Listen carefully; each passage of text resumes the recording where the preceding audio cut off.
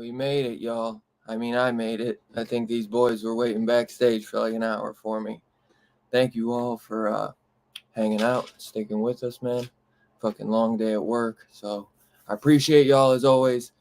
If you didn't know, if you didn't see the title, we're here to review Christmas, Bloody Christmas, to continue Holiday Horror Fest on DHS. As always, hit that like, subscribe, hit that bell notification. As always, man, I got my buddies in here. I got Scarpad. I think I got 10 years older. You're gonna wish I never had him. I think I'm 80 now. I'm 80 years old now. I told you, you're gonna wish I never invited him on. I got fucking 20 years waiting for you, motherfucker. Let's go. Sorry, bro. Sorry. I'm old. I'm dying. I'm not gonna be here long. I'm sorry, bro. That's all right. We got the boy. Hasn't been on in a couple weeks, man. It's always special when he comes back on. We got our boy, the loved one, rockin' fucking Robbie. Hey, man, I just want you to know. I want everybody to know. I was not waiting on you for like an hour, bro. I was in the living room drinking beer, watching TV. What I was doing. I noticed a missed call from you. That's why I'm here. However, I'm super excited to be here. Very excited to talk about this movie, Christmas, Bloody Christmas. But bro, you can't keep me waiting, man. I don't know if you've heard, but I'm a multi-award winner now, man. So I know. Yeah, man. 6 awards, right? 6 total, 5 this year, man. Yeah. Oh, 6 total. You got 5 awards. 5 this year, 6 total. Oh, so yes, I forgot you won last year too. Shit, man. I think I got more than Jim Mint, man. Killing it. Jim Mint, you gotta work on that beard, bro. You gotta work on that beard and hair. Why? I want it. Everybody else has got to work on theirs. That's what I mean. He got to work on it because yes, he does. Yeah, you're right. He's got some nice hair though. Let's get Jim Mint for best hair next year. I know he's got the little sweaty, the little messy thing going on. That's how I roll, man. Just fucking get out of bed. My shit just all around, man. But yeah. So when me and you were planning out this holiday horror fest, you threw your couple movies at me, and this was on your list, and I was like, oh man, I wanted to do that one, and you were kind enough to let me do this one, even though you'd kind of thrown it at me first. And then you almost didn't show up. I know, right? What would that have been? That'd have been fucked, bro. Yeah. Goddamn Amazon, bro. Blame Amazon, y'all. light Amazon's ass up. I know y'all hating on them with how fucking long they're probably taking getting your shit out. Maybe so you need to get back to work, Dylan. I'm waiting on some packages, man. Hey, Christmas is man, coming, man. Let's I go. don't work in that. I don't work in that department, man. I'm just making sure the Can stuff. I into the shout out building. you? I'm gonna shout out my boy Dylan. It took a long time, but the motherfucker's monetized now. I think you guys will notice down the corner there's a little dollar symbol. You can hit that up. My boy Dylan took him a long time to get it, and he's got it. Nice. Oh, yeah. I almost forgot, man. So thank you for the reminder. That was what I was gonna announce. That was my surprise to you too, Robbie. That your boy finally got monetized right before. That's awesome. Yeah. Dude, congratulations, man. I promise you we you. do it in a year. I was like so excited to tell you, and I just it totally slipped my mind thinking about that fucking intro and waking up late. My boy got his first super chat, so make sure you answer that. First It super actually chat. works.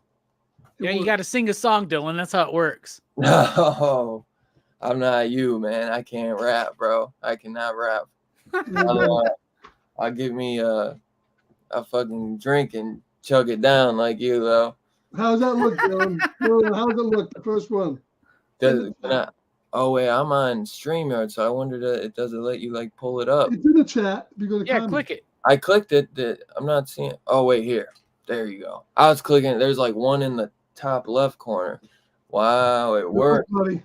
I think I expect double that if I ever get monetized. I think it actually. I was seeing too. They just added because I literally was like, you got to get a certain amount of views. I had the subscribers. So now what did YouTube take like 30% off the top? I think so, yeah. Something about that. Nice. Thank you, YouTube. That's $7 to you, Dylan. Right. Courtesy of Scarpad. And courtesy of Perry. Look Might at be that. more like 6, actually. $9.99. $10 flat, baby. Hey, you're too fucking kind, Perry. P Money in the building. Let me tell you about this little man I know.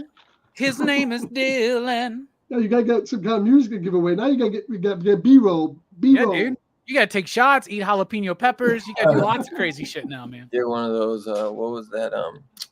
One chip challenge, and then be like, I gotta end this shit. That killed somebody, so watch out. Oh man, I got my ulcer, man. I ain't fucking with that shit. I'll be like Robbie. Screaming hot veggie straws. Get them now. Ooh, Scarpat getting crazy up there. You know what I've seen though, Robbie? They don't have Didn't they used to have you could like connect your Amazon account, so if they bought something through Amazon, you'd get like barely anything. They don't have. I don't think they have Amazon on there anymore. They had like the Amazon affiliate link. Yeah, we still got them. He's got them. Yeah. It said connect the online store to YouTube. It said Spreadshop, Spring, and Shopify. So I don't know if they let new people do it. Well, it was like through Amazon, but I don't know. Like, I'll be honest. It's like once every few months, like they're like, here's $12. You're right. I'm like, cool, thanks. Yeah. Like I'll get a Blu-ray with it. But yeah, exactly. Bro, I cannot thank everybody in the chat enough. I literally could not do it without any of y'all. I had the subs for at least half the year now. But the view time, man, you got to get the subs and a certain amount of public watch hours. And like 2 months ago, I told Scarpad, I was like, yeah, I don't think it's happening because you got to get it within that year. And Scarpad and me, he was just showing me his analytics. And I was like, I might just check this. I was at like 1 minute away from the amount. And I was like, no fucking way, dude. So nice. Super excited, man. And very well deserved, man. You worked hard for that. So I appreciate you, bruh. Oh, everybody should super chat Dylan tonight. Get in the holiday spirit. Come on, y'all. He's got to pay for those Blu-rays somehow. Yeah, now I can be like Perry, man. I fucking put it on my tax record. Oh, you know what I mean? Claim it. Tax write-off, baby. Tax write-off. It was for the show. But yeah, so back to Christmas, bloody Christmas. A Shudder exclusive. I remember this came out last year, so 2 years I ago, was I think. super excited. I know this is one me and Robbie were talking about, because we were like Terminator-esque vibes. Terminator meets a freaking rogue Santa Claus. Yeah, both of us last year were like, we should have covered this. Like Yeah. last year, we were like, we should have covered this. This movie like blew me away when I first watched it, man. Oh yeah. It was definitely one I wanted to do. I I'm remember glad- Scarpad saying that they had potty mouths, so he wasn't liking the potty mouths. I remember that. I have some stuff to say I about should. this I movie. should. I wish you told me. I'd have went back and What pulled the that fuck, clip. Scarpad? You fucking kidding me? Nope. I do not like No. that potty mouth, young sir. Oh no, I don't mind it. There's a lot of fucks in this. They give a fuck a lot in this. There's movie. more fucks in this than Scarface, I think. I think so. Yeah. Maybe he was going for that. Maybe he was counting up how many. He was like, I want to break that record. I So- should have counted while I was watching this today. I should have counted. It's the one record I can break in my lifetime. This movie was actually directed by. Most people might not know him. If you're a big Shudder guy, you might. I always been a big fan of Shudder and their streaming service for the last like decade at least that they've been around. I've been fucking with them since the beginning. Jeff Bezos is the guy's name. He did a movie called Bliss. Don't you work for that guy? He did that movie Bliss with this Dora Madison girl, and that was actually really fucking good movie about like a painter facing like a creative block, and she kind of starts taking these hallucinogenic drug. I think it might be some new type of drug. It's been a while since I've seen it, but it is a really I would definitely check it out. Definitely worth a shot.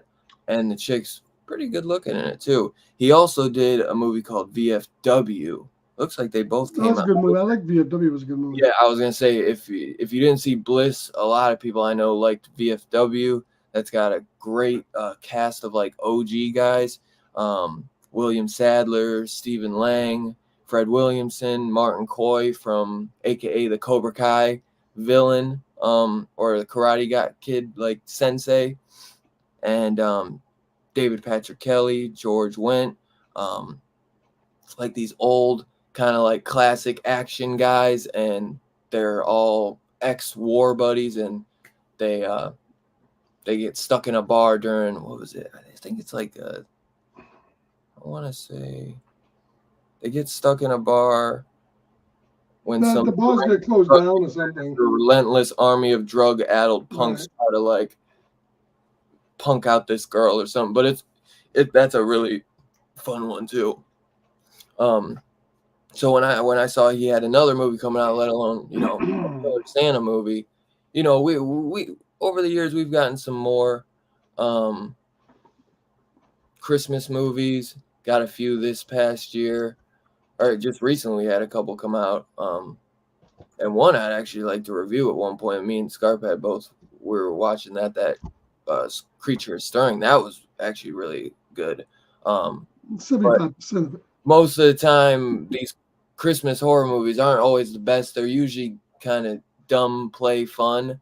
I'd say like the best overall is the OG Black Christmas. That's the best, like most serious one. But like Silent Night, Deadly Night, even the first one, second one is really goofy fun. The first one still has that cheesiness. Gorgeous Linnea Quigley death in that.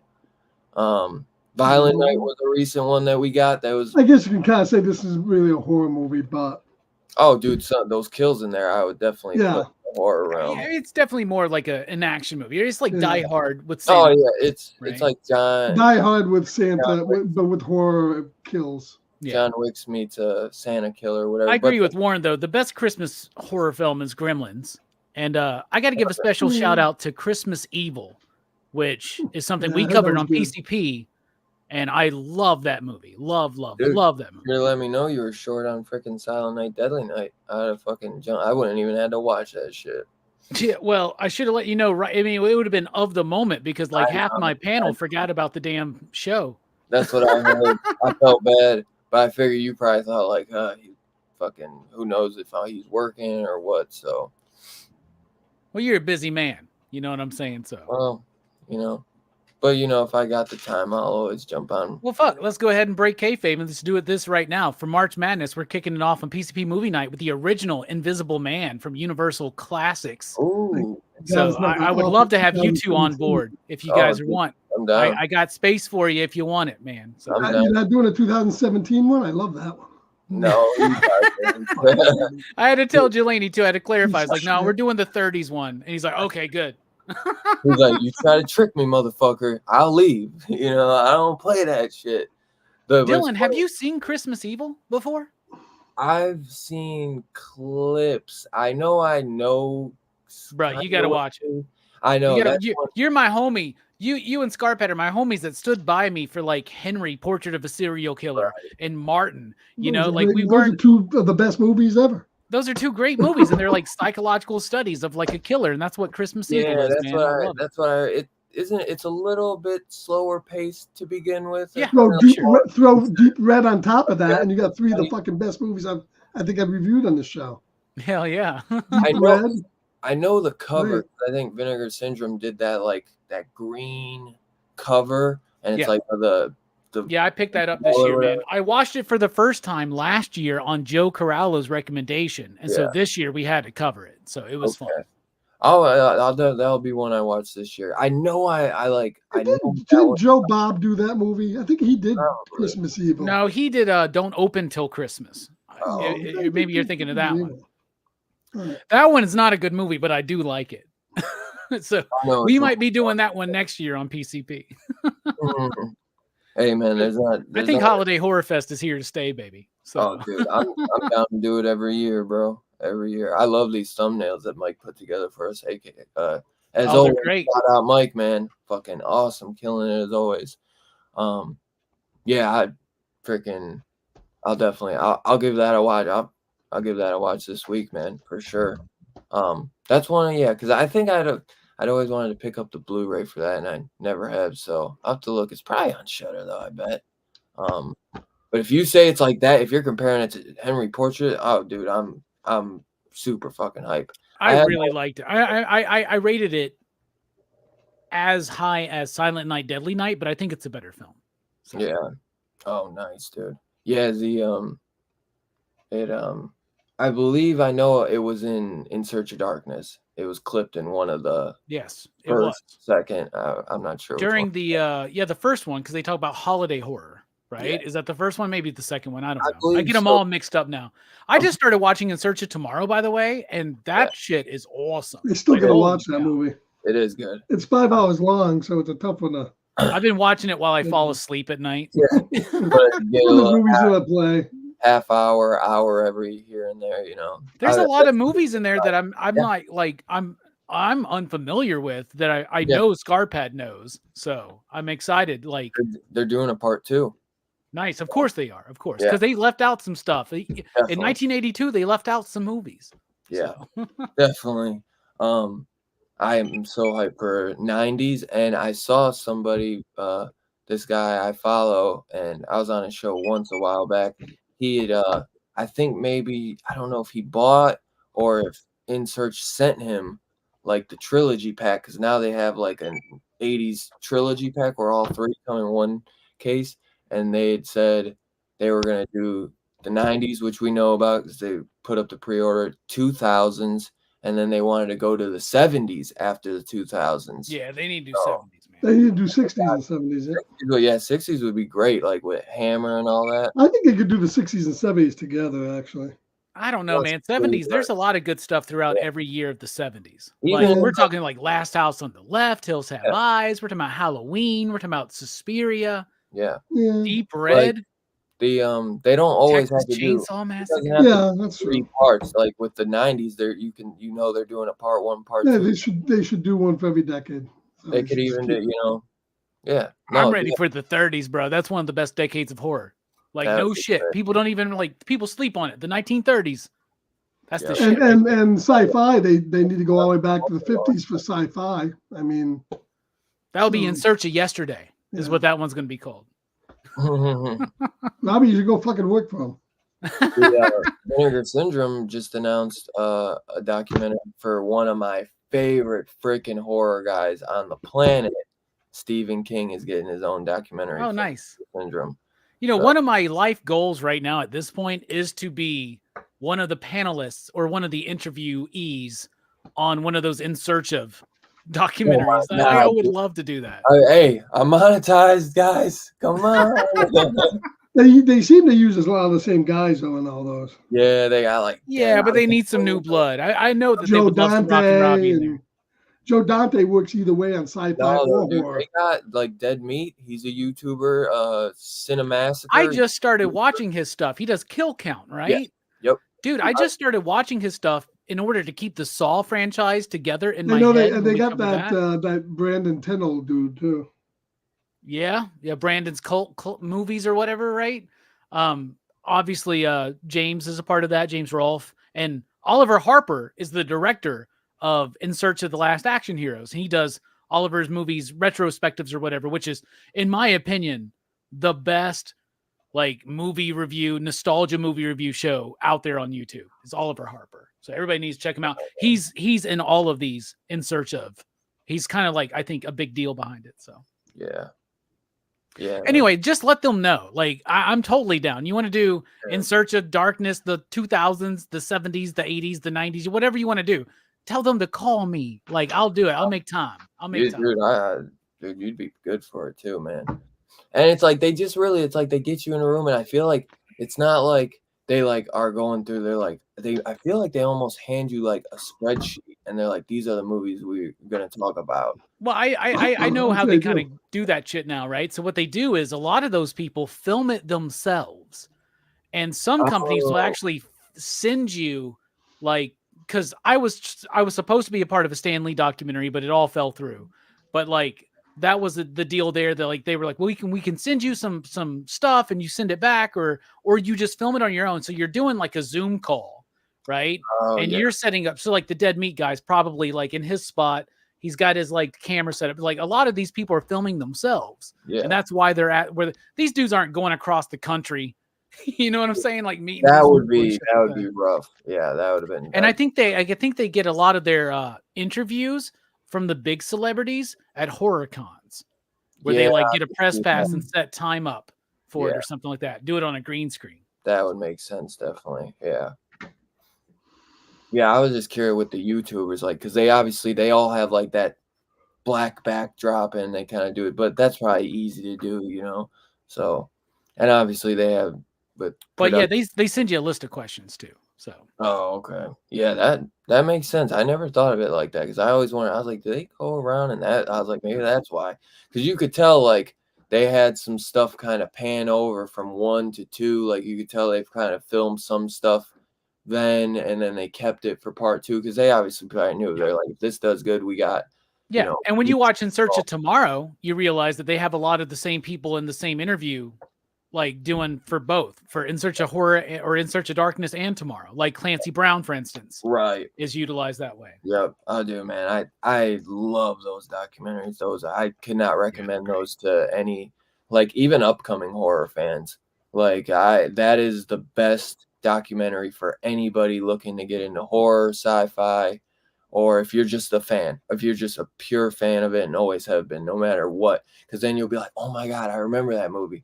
And ask Scarpad, he's like, that's a bad fucking thing. He's like, keep my Amazon account locked away from me when I watch this. I must have ordered about 15 movies while I'm watching that thing. Oh, I didn't see that. I didn't see that. Oh, it's $8. I didn't see that. Yeah. Fuck, that one's out of print. God damn it. But Two Gun said, can't wait till you guys talk about the true meaning of Christmas in this movie. He probably just can't wait till we fucking start talking about the movie. Because we're 25 minutes in, we haven't talked about the fucking movie. What would the fucking DHS be without fucking side swiping, man? What would it be? But yes, fucking Christmas, buddy. Christmas, man. Like I said, Jeff Bezos directed and wrote it. Fucking, we got Jeff Bezos. Bagos. Oh. And we got small little cast on this. You got Riley Dandy as Tori Toombs, which I feel like Toombs is definitely from something. Sam Delick as Robbie, Jonah Ray as Jay, Dora Madison, which funny, I didn't notice because they don't show her much, but I think that's the girl getting her ass eaten, is the girl from Bliss. So he obviously is cool. Jeff Daniel Phillips, who is the new Herman Munster from Rob Zombies, and he's in a bunch of Rob Zombies, a lot of them at least. Abraham Ben-Ruby is Santa, which I knew that was him when I saw you could kind of see the face through the beard. And oh shoot, this guy Josh Ether, he's a part of freaking Ariscope. He's in Adam Green's freaking production company. He's like one of his editors. That's funny, the bald guy with this beard. So if you just blew my fucking mind apart, dude. Hold on a second. Before that, the dude from Parker Lewis Can't Lose is Santa in this movie. That totally makes sense. Holy cow! Can you believe that, bro? Holy cow! Coop, right? That's a Coob or whatever. Like, yeah. Oh my goodness. Kubiak or whatever. Yeah. Yep. I kept seeing that face and I was like, dude, because I was like, that's somebody. You know what I mean? At first, the first time I watched this, I thought a lot was like practical, and then they just used some random guy, for the movements. But they actually got. I mean, he's a good actor, That's awesome, man. Yeah, dude.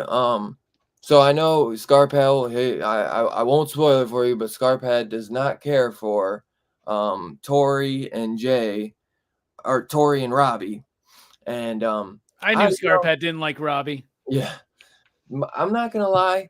First time I watched, I thought their combos were a bit annoying, but I kind of forgave it because you could tell they're both like huge horror fans, and the banter back and forth. I was like, I like that, like if two guys are talking like that in a bar, that's fine. You're walking away from them. If two friends are fucking talking like that together, it's great because you're two friends and you're invested. This was fucking total drudgery. I've never seen a movie so much let down by its first half as this one, because the rest of the movie is fucking great. Once you get past the slog, it's great. Dude, honestly, I like the combo back and forth with them. It felt kind of real to me. And if they had tripped yet, know these people, but a little of that goes a long way. They could have cut 10 minutes out of that, and we still would have got that they're cool and they're hip and shit, but we don't need 25 fucking minutes of it. See, I almost disagree. Top volume. We don't. I think what should be cut down is the second half of the film. To be honest, well, the very end of it maybe, but I think it's a slog to get through, and it's just repetitive, dense, dull, boring, annoying. So many expletives I can say until it gets to the house, and shit starts off. Then the movie really takes off. But that first half is a chore to get through. All right. Well, you can finish that when it's your turn, brother. I know. I do like these two. It's my turn. I like, well, we take turns whenever we feel like in DHS, so it's no biggie. But I do like these two. I just knew you had to get that out because it's been pent up in you, and I knew you just had to get it out. So I figured I'd let you. But I don't know why. First time I never hated them at all, but I kind of understood. I was like, they just keep seeming going. But I really liked the conversations. I don't know why, but it felt like very real to me. I felt like it didn't seem like forced. It didn't seem like acting. Like I felt like they were really like bullshitting back and forth as friends, and Jeff Bagels is just filming it. That's what I really felt like with them. And they're drunk. They're fucking smoking weed. They're getting a little loud. That's what happens. You know what I mean? That's what happens with two people that are pretending not to want to fuck each other, but deep down want to fuck each other. And that's just what goes down, man. Scarpad this might be a little too new school for you. So not new school at all. We do it with you. We do it. I do it with my buddies and stuff. And stuff, but a little of it in a movie goes a long way. When you're involved in it, that's fine. when you're friends on the outside watching it, that's fine. When you're two people, when you're just watching in a movie for 25 minutes, it goes on and on. Well, you have to have some type of. I get it. You can't just. Let's go. Let's move on. 25 minutes out of an hour and 35-minute movie. No, yeah, it's a lot of it. It's fucking. It's a quarter of it. 25 minutes. Out of an hour and 30 minutes is a third of the fucking movie. That's annoying. You have to have some kids. It's called Act One.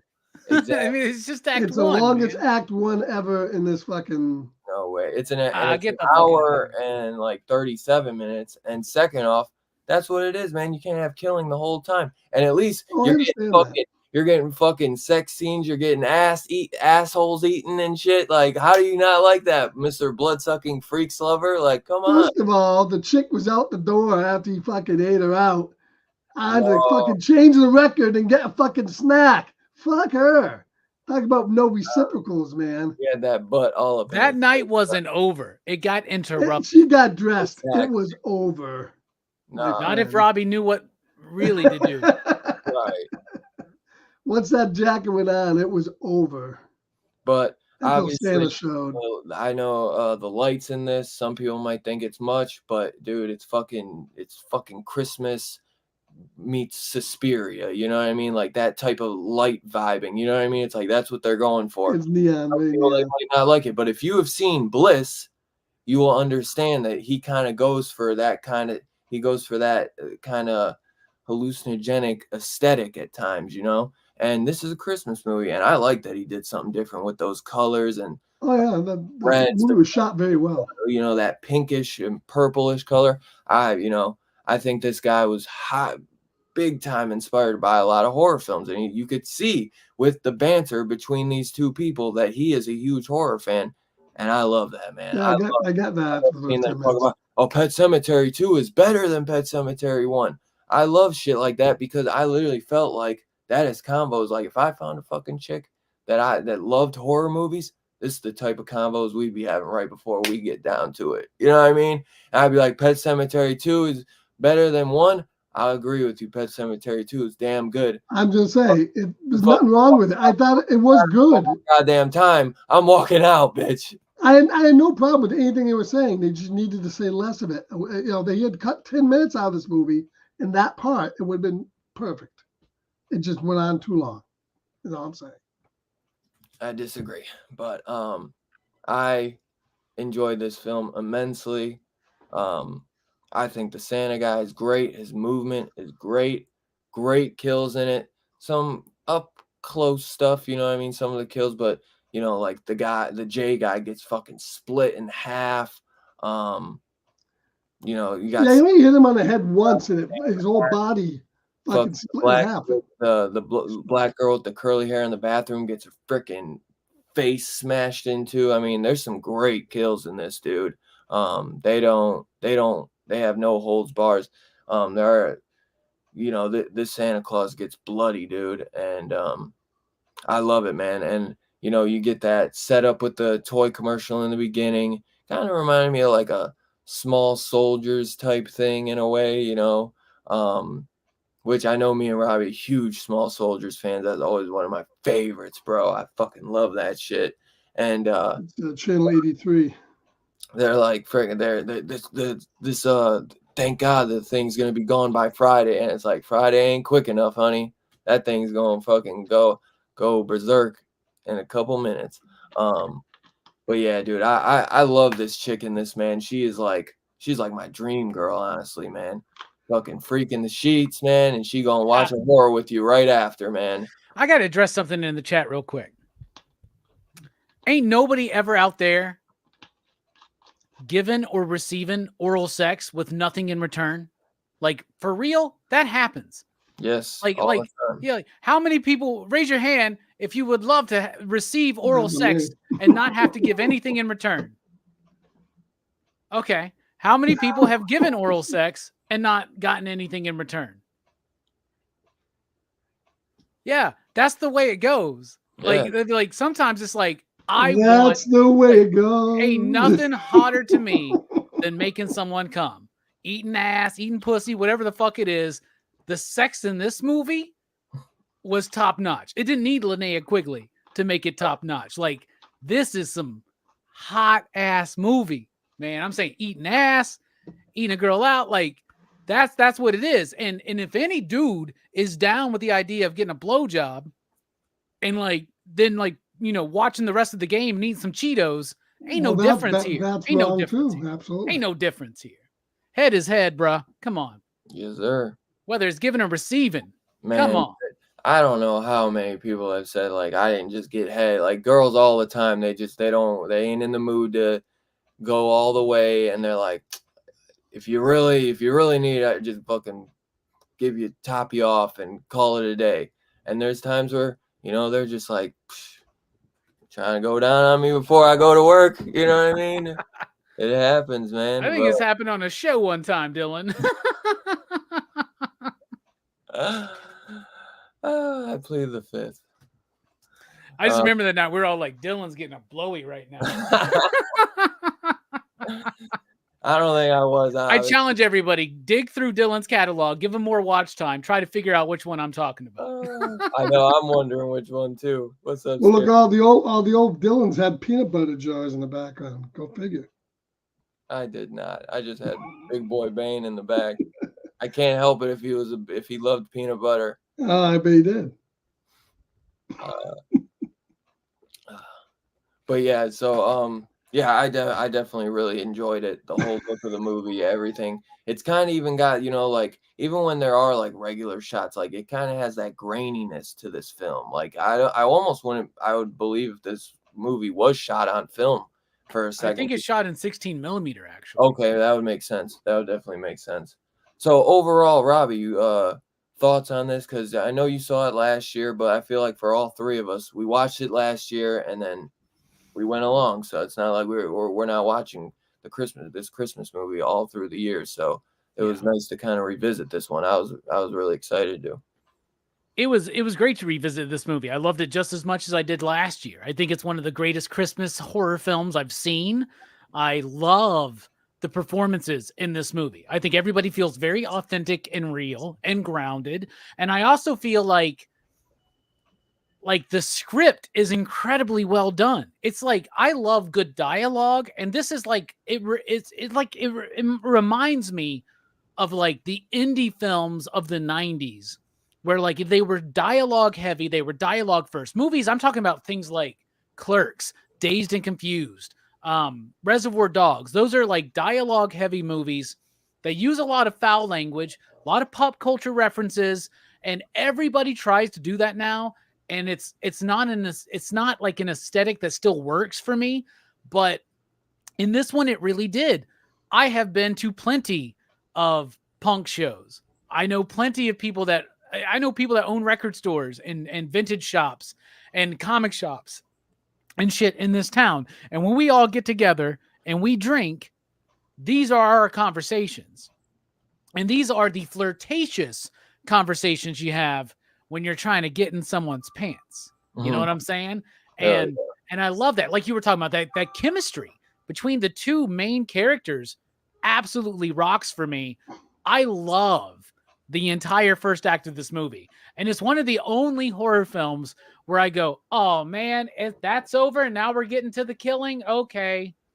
I could have used more of that. It feels like something written by Richard Linklater, Kevin Smith, Quentin Tarantino. It's got that kind of vibe. I didn't want to say it because I didn't want like Quentin Tarantino, but I literally. Didn't use the N-word as much as I get the opposite. To me, the dialogue in this movie sounds like it's somebody who wrote it that wants to sound like those people. I'm going to tell you, Scarpad, if you went back and clipped out all the times that you're like just random times of you talking on this show and clipped it together, you would sound like one of the characters in this film, bro. Because that's how people that are passionate I absolutely agree. Talk about it. I'm just saying this 10 minutes too much of it.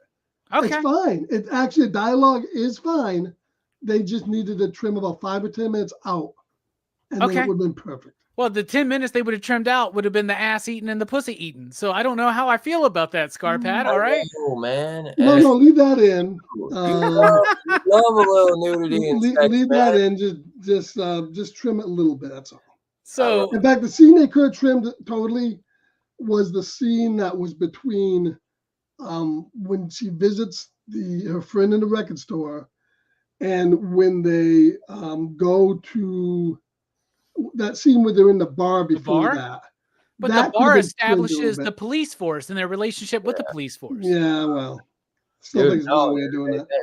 This is part of like their night out, bro. This is part of them. Just I would have trimmed a little bit more. This is a small town. Like you could tell, like she owns this record shop. Her friend owns like this store next door. So it's like they're If making it's that small of a town, by the way, a record store that cool is not going to be successful. No. Like, I'm Right. sorry. $2,000. Especially since they're renting out VHSs, it would appear. That in the would store. Yeah, they had And vinyl. it's 2000. That's never be happening. But I love this. Okay. Once you get the So, money. then I you like the get the power, script. then you I like the pace of the film. The only problem I have with the pace of the film is that I do think they homage Terminator a bit too much at the end. mhm. And it's like, It's even more than an rewatching homage, it, you're I just think. like, come on. You got to be telling. Right, like, even with the pipe. I'm surprised there wasn't just an eyeball left that was still fucking firing a laser at her, bro. Like, I'm like, get Yeah. over it. Like, what is this? A Looney Tunes True. cartoon? Shit. It took forever to fucking end, right? Aside from that, I like the performances. I like the script. I like the pacing for the most part, aside from the very, very end. I love the cinematography. Filmed in 16 millimeter, as far as I can surmise, right? So it has a grainy look on a lot of TVs, but that like adds to an aesthetic. And there's a lot of Christmas horror films or just Christmas movies that don't really feel all the time like Christmas. For the first time this year, I watched 1954's White Christmas, and I fucking loved it. But the only thing visually that tells you that movie's about Christmas is that they use red and green in the background sometimes, right? But like this movie, there's no mistaking that this is a Christmas movie, bruh. You know what I'm saying? It has that warm, fuzzy, kind of vibrant and hazy Christmas light flavor. You mentioned Argento, right on the nose. Argento, if you got one more film in you, do a Christmas movie. Do a Christmas giallo. That would be amazing, because this reminded me, I just recently rewatched Silent Night, Deadly Night, and it's got Christmas decorations, but there's something about the cinematography that doesn't necessarily make it pop out, right? However, Christmas Evil, there's a scene where the killer Santa comes to a neighborhood and it's filled with Christmas lights, and it's foggy and snowy, and they got that like focus on the lights, so it's like super luminescent and hazy. It's beautiful. Black Christmas does the same thing. I rewatched that one, right? I've been loving these films, rewatching them every Christmas, having that Christmas hazy aesthetic. This movie does it better than anybody. I'm sorry. To some people, it may look like it's filmed in a laser tag arena.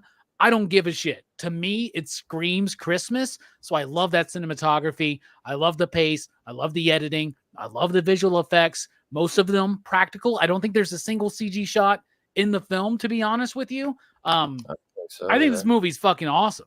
I think it's Black Christmas. As far as Christmas horror, it goes like Gremlins, Black Christmas, and then there's a few that get fuzzed around right there, like Silent Night, Deadly Night, Christmas Evil, and this one. Like, I think this is the best modern holiday horror film since the 80s. I mean, since the 80s, man. Since like the remake of Black Christmas from 2006 or whatever. Well, the jury's still out on that one. That depends if you like that. I'd say this is still better though, but no Jack Frost. The dude takes off his carrot and does Shannon Elizabeth with it. That was a great movie. I watched the other night. No Frost, baby. Hey, bro, no, you're going too far. That had some good lines in it, though. Some good lines. You're gonna compare that to this fucking masterpiece? Oh, come on. Yeah, it might be more fun. Hell no. if you were freaking maybe there's been some good Christmas movies in the 2000s. A few. What are they? Good ones lately. What's a better Christmas movie since 1985? That's a horror film. Horror, yeah. I'd have to get a list. I don't know. I have to look. But there's plenty in the 2000s. Apparently, I don't know them. Maybe Black Xmas a little bit. Like that movie. That movie pushes some boundaries, you know. But like, come on, I don't know, man. But that's not for everyone. Maybe the 2019 Black Christmas. Oh, I right, know. Dylan? He doesn't. Hell no. Hell. I haven't seen that. Hey, and I love this fucking movie even more because when he brings up the Blumhouse one, she's like, "You better fucking bring up Blumhouse one more time. You can hit the road, Jack." I love that shit. Like, unless it's Jordan Peele, do not bring that shit up to me, man. I do not give a fuck, man. Don't even play with me. The fucking original. You keep your Halloweens and black phones. I don't give a shit. It's not for me, man. I'm telling you, dude. The only one I see in like 2000s would be like Ginger Dead Man. No. Oh, I thought that one was incredible. I never said that. I said Jack Frost, not Ginger Dead Man. You were saying Ginger Dead Men's. We should do that one. Oh, instead of this? Yeah, that's true. I was saying that. But, you know, I was fucked up when I was saying that. So don't worry about it. Are you fucked up now? Yeah, I'm still pretty fucked up. This is what happens when we're an hour late, bruh. I'm drunk. We're both high. Yeah. Like, this is what's going on, man. He's like, I didn't plan my edibles, my weed schedule accordingly for 10 o'clock. Our weed and alcohol schedules are you gotta realize, later it goes, the less I knows. Yeah. Like, I planned for 9, not 10, bro. My weed already hit me too hard by now. You're like, you lucky I ain't on the floor right now. He's gonna be like, what movie we talking about? I like Frosty I don't the know, Snowman. But that Santa Sleighs, somebody recommended, I think Dylan wanted me to get that. I looked over and go, who the fuck could be in that movie? Oh, James fucking Caan is in Santa Sleighs. Remember that? The man goes from The Godfather to Sleigh. Santa Sleighs. What the hell happened to his career? Was that any good, Santa Sleighs? That's one I'd like to watch. We gotta discuss though. We do have to discuss When a Creature's Stirring, because I like that movie, but it really did get like down by its ending, and some of that stuff I still don't fucking quite understand. It's weird too, because there's another Shudder movie that was called All the Creatures Were Stirring, but it was like an anthology. So I didn't really like it though. I did really like it, and it had some great acting in it. So we do have to discuss that one. Yeah, no, I agree. Well, since Robbie's gone, I guess I'll just finish up my opinion here. I would say I loved all aspects of this movie, except I really think they could have cut out maybe 5 minutes from some of the dialogue in the beginning. And Robbie's absolutely correct. I think they could have trimmed and cut down a little bit at the end when she's fighting the Santa Claus. That goes on way too long, and it is very Terminator-ish. And I think if they chopped like 10 minutes out of the movie, it just would have flowed better, and it would have went better. But yeah, I mean, I'm not a huge fan of the dialogue stuff in the beginning. I get it. I know what they were going for, but it was a little bit too much of it, I thought. All right, well, that's your opinion, my brother. That's right. Do it. But yeah, but other than that, I thought the movie was good. Yeah. Fucking, I'd say, freaking favorite kill. Robbie, would you have one? Most of the kills in this movie, I mean, there's some good ones, but a lot of it's shown like off camera. Yeah, and it's all axe kills, which I wish they may have went a little more. Isn't there one though where he makes the dude shoot himself in the head? Yeah. Yeah. The sheriff. Yeah, the sheriff. I'll go with that one because that was really fucking gnarly. I'll go with that one. I think some of the kills in this movie too are a little dark. Some of them are hard to see. Well, I think that's kind of just the movie too in general. Yeah. But I don't know. Probably, you definitely know this movie didn't have some huge budget, so it's like, they gotta be artistic with how they do this. Their camera angles with their kills. I'm sure that they spent a good amount on some of the the Santa guy. I'm sure he cost a couple bucks, and let me see how this movie. Oh always tells me an opening budget, but how much did they make this movie for? Yeah, I don't have a. There's no budget. There's Yeah. no public budget listed. Yeah, The they box showed- office is 250, but I don't even know what that means because it was released on Shutter. I was gonna say, yeah, I and like, think it did go in the movies for like a day or two, very shortly. I remember But this being. I'd say yeah. if you were a fan of this man, I would definitely recommend checking out his 2 other films, Bliss and VFW. I thought those were great. Yeah, I would probably say favorite kill. I like the kill where he chops the dude in the head and then throws him through the windshield. And as he's coming through the windshield, his head kind of splits open. You see the blood kind of flying all over him. That's a good one. That's probably I think the best kill in the movie. I like how they didn't leave the final girl unscathed. Like Tori Yeah. like lost her fingers and shit. Like she's like, and I think the end is kind of like a tribute to Texas Chainsaw Massacre, where she's like kind of like she It's so funny. survived, but at what cost, Right. right? You know, one of those things. Blood all over the face and everything. She's gonna find a robot Santa in 40 years, and they're gonna do a requel of this, and she's gonna be like, "Say my name. Tell me you remember what you did to my friends." And it's not even the same robot chick, and You she just don't denies. remember me? You don't remember me. I don't know what franchise we're talking about. Oh Maybe my Texas god! Chainsaw When I was watching that, I hated that. And then she like shoots him in the fucking shoulder, and she's like, ah!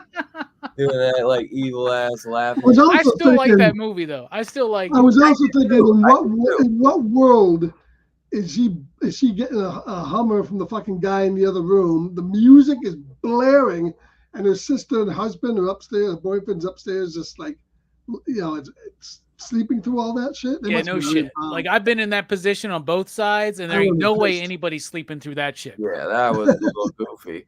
But I at first I thought maybe it was like one of those double houses, so they definitely still hear them. But maybe it's like not No. as bad, where it's like, if you got that going on, it's over the next room, you'd be like, shut the. Of course, fuck her up. sister could be addicted to Ambien, right? You know, Yeah. and You don't know what's going on. And the boyfriend was no spark plug. that guy was like, "What the fuck? God damn it! What the fuck? I got to go do this." I'm so glad he got. They didn't. Right? If this was an Eli Roth film, that guy would have been around too long. You know what I'm Mhm. saying? And I love Eli Roth, but Hell I'm yeah. glad they got rid of that motherfucker quick. Yeah. There's a lot of shit though where they like kill somebody and it kind of like undercuts the significance of it, right? I almost feel like Robbie's death's kind of like that, just a little bit. You I know? expected him to survive actually a little longer, at least. Yeah, me too. Yeah, no, I'm glad. At least he went out with pussy on his breath. Yeah. See, Scarefear says too. Love the combo. I was enthralled and loved the combo. It was real as fuck and real good acting. It worked and was fun. Yeah, I agree, man. Let's see. I'd say I did like that scene too, and she's like, got blood all over her face, and she's in his office, and then goes to the bathroom and just lights a blunt and just like. I love I I smoked some weed. Yeah, Yeah. I drank some whiskey. I am not hallucinating. Right. God damn it, I'm sober as shit after all this shit. Yeah, there's But see Yeah, that sets up that scene that you were talking about earlier, Scarpad, where they're at the bar and they run across the sheriff. Yeah, That sets right. up the idea where, and I love the bit where he's like, "We know you didn't kill nobody, but your story's pretty fucking crazy." like this killer Santa Yeah, but Claus. the cops were a bit on the dumbed down side in this movie, though, too. They In what were movie are they not? In what horror movie are they not? Let's be real. You act like you don't know the fucking roles of horror movies. They always got dumb cops. You act like that you ain't been watching these movies for your entire life, man. well. Come God on. damn, we missed him again, fellas. Like- I like that they brought that dude in from those Rob Zombie movies. Like he I was do actually too. good in this film. I really liked him in this film. I always enjoy him. He's always funny, man. He's Which one is he? He's the sheriff. Oh, Right? sure. the guy who played Herman Munster. Right. He's in. Yeah, he's in Devil's Rejects, right? Or is it Three from Hell? He's in one of He's those. in Three from Hell for sure. I know. Was he in both? Because he was in Halloween 2 as well. That's right. That's right. He's in a few things, but he was Herman Munster, and I wouldn't say he was bad as him. I like him. I always think he's funny. He's got those teeth. Yeah. That's how you recognize him. Those teeth. Yep. 3 from Hell for sure. Oh my God, they did an Undercover Brother 2. And he was in it. Undercover Brother 2. More mayonnaise. It's got Michael J. White as fucking Undercover Brother. I love the first one, man. What? That's crazy. Yeah, the first one's up there with like the Rob Schneider films. That scene where he's trying to force himself to like mayonnaise is one of the funniest things I've ever seen. He was in 31. That's another one. Salem and Lords of Salem, which I always liked that movie. I don't know if you've seen that one yet, Robbie. That one's Which like one? Lords of Salem. That was like one of Blumhouse's. I think Blumhouse financed that movie for his. You just ruined it. I'll never watch it. You mentioned Rob Zombie and Blumhouse. Oh, so but no, it's it's like- never happening. like Rob Zombie doing like a throwback to like Rosemary's Baby. No, this is Witchy one, right? I wanna check that one out. Blumhouse had nothing to do with it except giving him money. That was all. I like They the had Chill Out Man comment here. Like I said, great movie. Weed, alcohol, horny friends, ignorant cops. All was missing was my nudity. I'll tell you what, though. There's plenty of ass in this film, so that's nice. Yeah. I think this movie's sexier than some movies with nudity. So there you go. Oh yeah, I wouldn't. I feel bad. Who has never wanted to eat somebody's ass out at a toy store? Raise your hand if you haven't. Right. I love when they hear him screaming, man, and fucking they're like, "You hear that?" And then you think they're gonna be like, "What's going on?" And they're like, "Jay's laying that pipe." Yeah, they're like, she's fucking dying. He's like, "You seen Jay's thing?" They're like, "That bitch He was is wide, man." He was bashing her head into the display cases. Right. He's just fucking getting fucked. And like we're going to talk about, like a lot of the nudity in these horror films that we love is kind of based on like a male fantasy, almost in a way. Like Dream Warriors plays that up with the wet dream scene, right? Or is that part 4? Maybe it's part 4, where like the chick's in the waterbed and then Freddy kills the dude or whatever. Part 4, yeah. Talk about a wet dream, right? All that shit. Yeah, I think But that's part 4, yeah. what this is the male fantasy. This is the human fantasy that we all need to subscribe to. It's the sexiest thing to me is getting someone off. You know what I'm saying? And like proving someone wrong. And when he was like, "No, some dudes can do it," and he was able to prove that, man, I was like, I relate to this, Robbie. You know what I'm saying? Anyway, I'm revealing a lot of personal details about my life tonight, apparently. Hey, that's how we get closer to you, brother. That's why we love you. Dude, no, dude, I'm the same way. The girls be like, it's hard for a guy to get me off.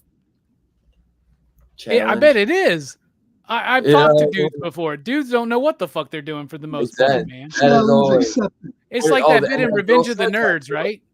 It's like that bit in Revenge of the Nerds where she's like, "Wow, I've never experienced anything like that." And he's like, "Well, it's because the jocks think about football all the time. I think about this all the time." Yeah, and that girl even says that. She's like, "Guys don't know how to fucking go down." He's like, "Well, not all guys." But yeah, I completely agree. And yeah, I'm curious. I only watched 2 out of. There's 3 special features, behind the scenes, SFX on Bloody Christmas, and the cast. I'm curious. I gotta watch the cast one, but I'm curious if they'll say like if any of that was improv, because I would completely buy if he kind of gave them points, like talk about this, and then they kind of did it so it would seem realistic. It feels very scripted to me. Like it feels very intentionally Tarantino, Sorkin, Smith, Linklater type dialogue. It feels very intentional to me. Right. Yeah. Oh, with all the nods and everything. That's why I was like, I wonder if like he was like just the syncopation, because there's a rhythm to it, right? And that's I guess that's what I should have said too. Like one of the reasons why I like the dialogue is like good dialogue in a movie doesn't have to be realistic dialogue, right? It's got to have the semblance of realism, but it's got to have a syncopation and a flow to it, right? I just watched White Christmas this week for the first time, 1954. And I was like, I looked over at my girlfriend and I was like, they don't write movies like this anymore. And I'm not talking necessarily about what they're saying but the way they're saying it. It has like a flow to it. And I don't know, it's almost play-like, if that makes sense, right? This almost felt like people on stage delivering lines, overlapping dialogue. You don't see that in a lot of popular fiction right now. Oh yeah, I agree. Yeah. Just before I forget, I probably go on one of my favorite. Probably they don't show it as well, but you definitely see his body get split in half when dude's hitting it from the back. I'm about to come. You better not. You better not. And Better he's fucking not. Oh. I love that part. He didn't, or I hope he did. I hope he got like one last nut out. You remember fucking what Hatchet 2? And he's like, yes, and gets the head cut off. That shit cracks me up. Speaking of dude, Adam Green just announced that he got engaged recently, man. I'm like, great. Now, good. I wish he would announce a new movie. That's exactly what I wanted, because I say congratulations, bro, you deserve it, and he hearted it. I was like, but I so badly wanted to be like, when's this coming out? When's your next movie? But I didn't feel like that was the right time to say that. But I really you were right, Dylan. By the way, just so you know what I mean. Don't hound an independent filmmaker about when's your next movie coming out. Yeah, he's like, bro, you want to loan me 20G? Like that would help. Yeah, I'd get it off the ground. It'd be a start at least. But yeah, that fucking blast with this movie, dude. I'd say, because as always, man, I'd love for you to throw out what you think the movie's trying to say, and then we could rate it.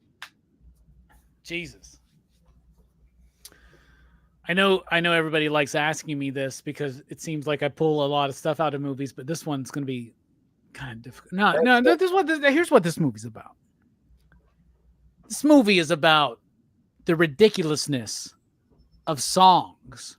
Like, Do They Know It's Christmas Time in Africa? Do you remember that song from the 80s? Right? It's one of my favorite Christmas songs. And the reason why is because it is so fucking stupid. A bunch of these rich ass, white ass, fucking celebrities, musicians in the 80s get together and they make a song. There's Bono from U2, George Michael's there, the dude from fucking what's the name of the band? Duran Duran. I love that band. So many, Boy George is there. So many of these dudes get together to sing a song. Do they know it's Christmas time at all? And there'll be no snow in Africa this Christmas time. The only gift they'll receive is life. Like, I get it's misplaced pretension, if that makes sense, right? Like, this idea, this is a setup right here. If you think you're losing me, but the idea of let's paint a pretty picture over something horrible because it's Christmas time, right? So like that Live 8 song, which I love that song because it's like really, it's kind of ironic to me because you got all these rich dudes talking about how sad it is to be hungry in Africa during Christmas time, right? And I'm like, the reason why that happens is because of violence, war, greed, all the stuff that is anti-Christmas. So to me, what this movie is doing is it's pointing that out. Why do I think that? Because the killer robot Santa is repurposed military technology. Every technology that we have, every groundbreaking scientific breakthrough comes because there's a need for it militaristically or in the military, right? It's part of the war machine, right? So all these advances, the reason why we were able to go to space is because we had to build this stuff for war, right? The war machine's moving. This is very much a Junkyard Joe type situation, but he doesn't have the empathy. So let's bring this together. I've been drinking. All right, let's bring this together. This is what we're going to do. In an age where we want to paint everything with the gloss of peace and shininess during Christmas time, like that song, Do They Know It's Christmas Time? We're trying to paint red and green over tragedy. That's what this is representing to me. During the time where everybody's supposed to be celebrating, all the lights are out, it's fuzzy, it's warm, it's nice. People are booming, people are buying stuff, the economy's up, things are nice. But we're painting this false sense of joy and celebration over seasonal depression, people that don't have much at all at Christmas.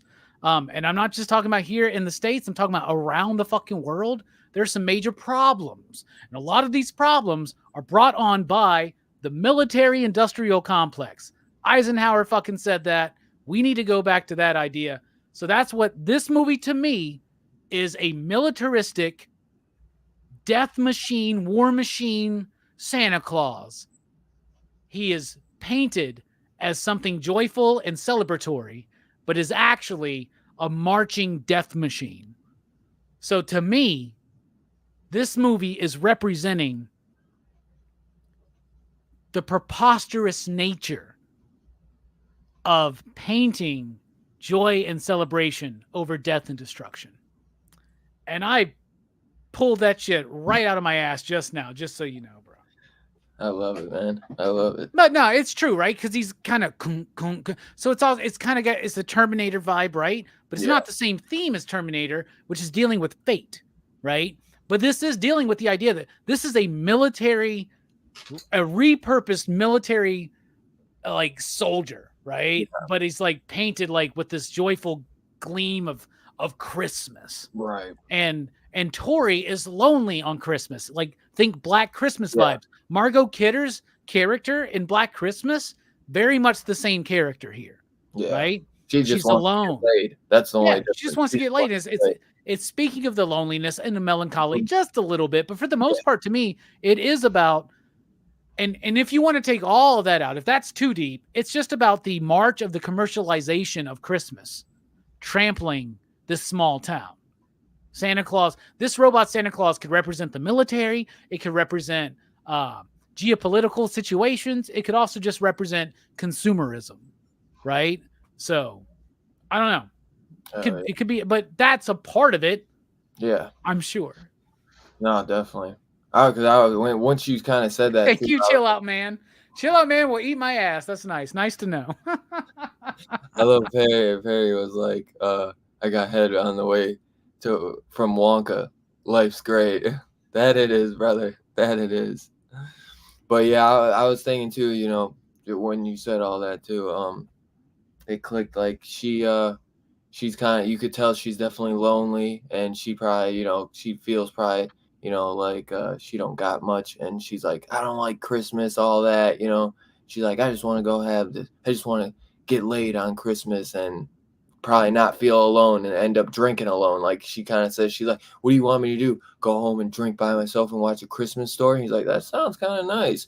He's like, well, you know, you could tell she's definitely a store owner chasing something. She's probably, you could tell the way she acts too. She, you know, she probably feel like guys probably try to just use the way she probably deep down wants a guy, but you know, she's finding all these losers, man, and you know, she ain't gonna commit to all that, man. And you could tell she definitely wants to brush it off and act tough, but even though she is definitely tough, but you know, like she's saying to that guy, I don't want to be with you. I don't want to be there. You're my coworker, but she's definitely fighting them feelings, as we see. And Two Guns right there too with the Skynet thing. Like there's a bit there too about the dangers of AI, artificial intelligence, glitches in the systems that we have come to depend on, that we think are very, what's the word? The opposite of heinous. We think they're like nice, you know, but they're actually kind of scary. Or like Government Cheese says, it's just about a killer robot Santa. This movie's very similar to Chopping Mall. Yeah. Right? Yeah. It really is. Definitely. And Sheila, man, yes, the movie's got snow in it, I consider it part of Holiday Horror Fest, honestly. Yes. So like because it gets me into that vibe, you know what I mean? So yeah, We did Storm of the Century last year. Yeah. For Christmas love time. that movie. Love that movie. Losing that Christmas because there was snow in. Exactly. But yeah, I don't know if I would do Zack and Miri for Holiday Horror Fest, but I would love to get a couple of us and do it as like a sideshow because I love Zack and Miri Make a Porno. So that would I love to do. You know, I don't always just say I'm only doing horror for Horror Fest. Yes, that is different, but I still will do sideshows, and I love to do a comedy. I love to do an action film. You know, I am not just a horror fan. I am a fucking all genre movie fan. So I am just a movie fanatic, period, you know. So yeah, that would definitely be fun. That would definitely be fun. I think that's a hard one to get for some reason now. That's one of the Smith's harder movies to find on physical. Probably not as hard as Dogma, right? Dogma's hard to find right now. I got that on DVD at like a freaking Savers, man, for like $1. I was like, yes. I have it on VHS, Blu-ray, but I don't have Zack and Miri. Though I do remember I worked at Movie Stop when big DVD. Yeah, when that first came out, because there were 2 versions of it. Yeah, right? There was one that said Zack and Miri Make a Porno, and one that just called it Zack and Miri. And so it was like this whole thing. There's the unrated and regular cut. There is, and that's the difference. Like the rated cut says Zack and Miri. Okay. The unrated one said Zack and Miri Make a Porno. That makes sense. I think I do. That's a good film, and I think it's actually Kevin Smith's last good film. I would agree, honestly, because after that, I think that's when you get. Did he do Clerks? I think he did Clerks 2 before that. But I still do like Clerks 2, but yeah, that would probably be my. Yeah, Clerks 3 was a bit of a downer. Definitely. I still haven't seen it actually. Just had a downer ending.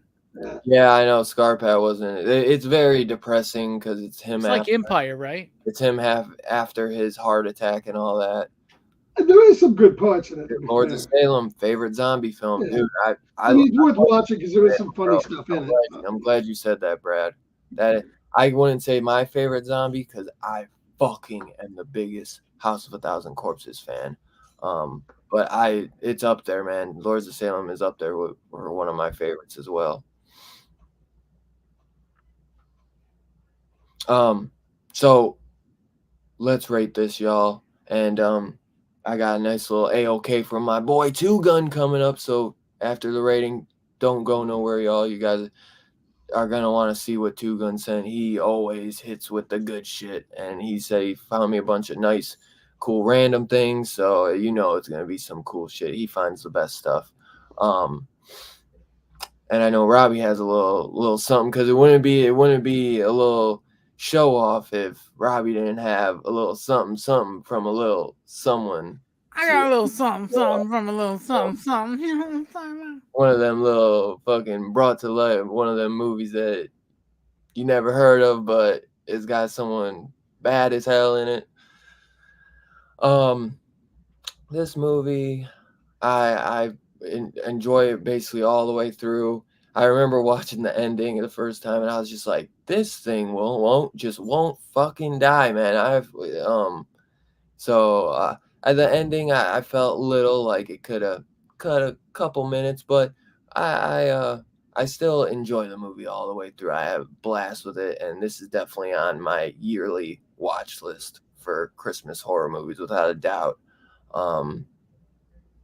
I do not think it's perfect. But it's tough, man. I almost hate being first because I don't, it's like, do I set the standard? I'm at like, I love this movie though, man. I think it's great. I think overall, in my opinion, it's probably like a 4 out of 5. But I have so much fun with it. I'd almost bump it up a little bit, like a 4.25, 4.5 even, honestly. But I think overall, if I was like letterboxing it, I'd probably go like 4 out of 5. But if I, me, you know how I am in the holiday cheery fest, and I go 4.69.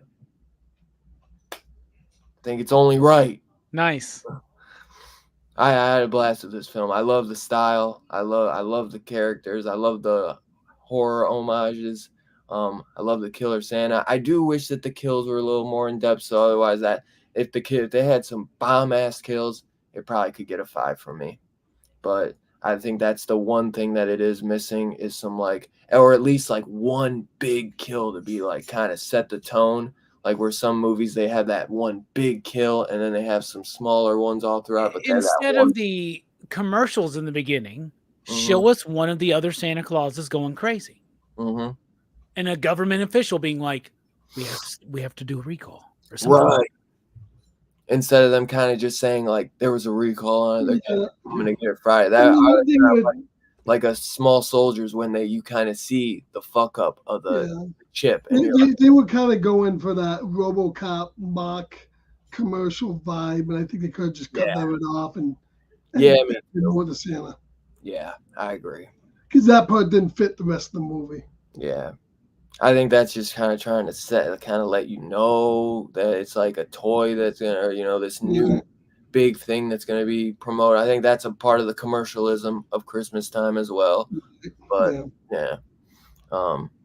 I enjoy the hell out of this movie. I know I overrate at times, but I just have so much fun with these movies, and the holiday cheer really perks me up. What do you think, Robbie? I'm going 4.5 out of 5 on this one. I really, really like this film. I can't give it quite a 4.69 because there was no 69s in the movie. There were just 68s because I owe you one. You know what I'm saying? But no, I really like the film, man. I love the aesthetic. I love the look of it. I love the pace of it. I think it takes a little bit too long to end, but I love the dialogue in the beginning. I love the characters. I'm invested in the characters. And unlike a lot of other horror films in the modern era, I cared about these characters. Like, I liked them. I got to know them. Even if I thought they were assholes, like, I'm an asshole. This felt like real to me. It felt like me and my friends talking. I identified with the film as far as the characters go. But I like it. I like the gnarliness of it. I like the throwback to the 80s. Not just 80s horror, but 80s action. Very Terminator. A little RoboCop in there, like Scarpad said. It's wearing its influences on its sleeves, but those sleeves are white and red and belong to a killer robot Santa Claus who demolishes people. Plus, this movie's got eating ass in it. And I love it. So there you go. Ass to mouth. 4.5. Speaking of that, ass to mouth any day, baby. Let's do it. Speaking of that, he owes her one. She gonna be waiting on that reciprocation for a long time. He will too. Yeah. But yeah, I should have probably done 4 or 5, but I had to do it because there's still some ass eating, But Scarpat, what do you think? Well, you went 4.69. Robbie went 4.5. So I'm gonna go. I just go 4 or 5, honestly, because Robbie's right. There is no 69. No, no. True. I only did it because of the ass eating, but there really is. 4.5 tossed salad. That's too good said, Yeah. I love now that Dylan's monetized. This video won't be. Trust me. Yeah. Hey, man, you gotta go in like you started. Hey, you already got 2 super chats that outdid anything you would do with monetization. So there you go. Bro. Hey, that's the important part. They said it could take a month for them to review my channel. I literally was approved within less than 24 hours. I was like, they didn't check. Nice. They didn't check my videos for real. Oh no, they're just like, does he have the? Okay. Anyway, it might take 6 months. They're like, whatever. Approved. So don't wait for those super chats. They're like, he's barely getting views. We're barely gonna have to give him any ad revenue, anyways. Perfect. We're keeping all his money. Because I think they needed to lose like 5 minutes out of the opening and 5 minutes or 10 minutes out of the closing. I'm going to go with a 3 because a third of this movie I really, really like. So 3 from me. All right. Fair enough. And even you tell me you're going to rate it a 3, even though it has, as Chill Out Man would say, strongly aggressive, passionate ass eating. Yes. Okay. I can't believe you wouldn't give it a 3. I'll make you eat this ass. What if I just eat this ass right now? Like, Yeah. chill out, man's right. That Well, dude's ready, dude. He's hungry. Now, if she had taken the top off to go with the ass eating, I maybe would have went that way. But Hey, she got given a little something to get a little something. That's a generational thing, isn't it, Dylan? I guess. you had a badass, man. Hey, that ass was plenty for me. I am pro eating ass, pro eating pussy, pro sucking dick. I'm pro all of it, y'all. Like, do what you want to do. Please each other. Let's do it. Let's make the world one big orgy and there will be no war. Let's all just get high and fuck, right? I couldn't agree more. That's the way I want my ladies to think. I'm drunk. Robbie's gonna be like, "What did I do?" Nah, I'm happy with this. Chill out, man, for the 90s too. For today's standard, 4.5. Hell yeah. Add Linnea Quigley 5. She could still get it. That she can. 2 gun, 4.5 toss salads. Evan, I'm gonna give it a solid 4. Had a good time and find myself enjoying it. Hell yeah, my boy. That's how most people feel after they've had their ass eaten for the first time. Mm-hmm. Found myself enjoying it. Yeah, my bad. 4 toss salads. So 2 4.5s, a 3. We got a 4 from Evan, a 4.5 from 2 gun, and a 4.5 from Chill Out. That 3 throws a little wrench in it, but I'd say an average And it score. should. I'd say an average score of like maybe like a 3 point. The 3 messed the number up, but if it was like really mathematical, it might go down. That might mess it up to like a 3.8, 3.9. But overall, I think it's like a 4. You know, if you did that. But I wonder. 2 gun might tell me the real math. That 3, I think it's more like a 3.868. Yeah. It's not quite a 69. Yeah, it's not quite, you know. She's still waiting on the reciprocate. None of the dudes get the chance. Reciprocal. None of the dudes get the chance to receive. They only gave. But that's the true meaning of Christmas. Maybe that's what the meaning of this movie is actually. There Well, you it's go. okay. That Robbie dude banged one out when she went down the stairs. Dude. And a fucking. Meaning of this movie and the true meaning of It's Christmas. better to give than receive. I understand that. He got some. He banged himself out, but you gotta change the record. Just fucking eat someone's ass, man, and don't expect nothing in return. I love it. We have cracked the code of the universe tonight, Dylan. Oh my God, I'm telling Just you. eat someone's ass and don't expect nothing in return.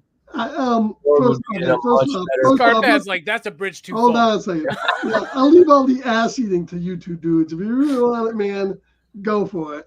I told you, man. I think he was not more part of down your in generation. he was more down in that part of pussy your area than he was eating ass. So let's say what it was. He wasn't eating ass. He was eating snapper. That first dude was eating ass, though, first like guy. a The first champ, dude was right, eating ass, Dylan? but we're not Like talking a about him. We're champ. talking about the second What dude. if I not just eat talking- it right he's talking- Yeah, now? what happened to him? He got About the fucking other split guy. his head and his whole body in half. He's See what talking about happens? the other guy. Hey, Scarpad's like Siskel and Ebert in the 80s. This is Hey. what happens when you eat ass. You're gonna yeah, that's exactly what. You're gonna- You hey, guys want to eat He all made you the ult. fucking want, He made man. the I'll stay in the snapper region, but get me out Scarpad, the ass. I will pay you to cut a promo for me. That's like you being like the dangers of eating ass, like a very serious like 80s public service dude. announcement. That Real would be serious. so fucking. I'll play it on Rock and Robbie live You guys are really every that fucking in- week.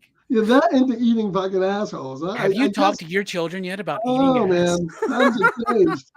If you really want to eat all those assholes, go at it, man. you went Every out. asshole you want, you can have. I Hey. grant it to you. A man is a hero. He went out as a giver. Asshole. Like Santa Claus, Yeah. like the You guys true are better than Santa. many assholes. I don't know what the fucking I don't know, whatever. Oh my God. I told you it's not a part of your generation. This is something that the No, kids I mean we back in the nowadays. 70s. We They ate ate ass back snapper. in the 70s, We ate the bruh. snapper. We usually try to avoid the asshole as much as possible. you know Oh, what I come mean? on. You were hanging out the wrong club, Scarpad. I guess Let me so. tell you. I guess so. Come hang out with us, man. Me and you. Well, let's meet up in Atlanta. That's I'll show okay. you some Hey, places. I was gonna say That way you you meet assholes. Scarpad meets up and hey, we get him a little woman for the night. He gonna be like, I'll Yeah. pull you. I'll take the pussy, and you guys can have as Right. many of the assholes as you want. he'll come out the next morning like, I'm sorry about everything I said about the ass eating. I'm totally down for it. I totally see what you mean. I'm telling you, Scarpad, it is what the cool kids are doing nowadays. I'm just so glad we did this show tonight. And I'm knew sorry. it. It I was fate for it to be so long because I've had like 3 more beers than I normally Cool would. kids are And eating this whole assholes. we're talking about eating ass, and Scarpad's just like getting so fucking like, I feel like you're getting uncomfortable about it. No, and it you just can eat, cracks I me told up. you, you can eat all the assholes you want, man. I get that. You can have every asshole around, man. You need a snapper. I don't want the asshole. It's just cracking me up. He's like, I'm This for is the the one front, takeaway not- from this movie, by the way, is eating ass. I'm for the That's front, like the not one thing. So if we've taken anything from this show Like tonight, Mel Brooks did. I'm working with a bunch of assholes. Scarpad to the front, not the back. I put one of those asshole helmets on my head. You're like, you're Rick Moranis right now, and me and Dylan are everybody else on that fucking ship.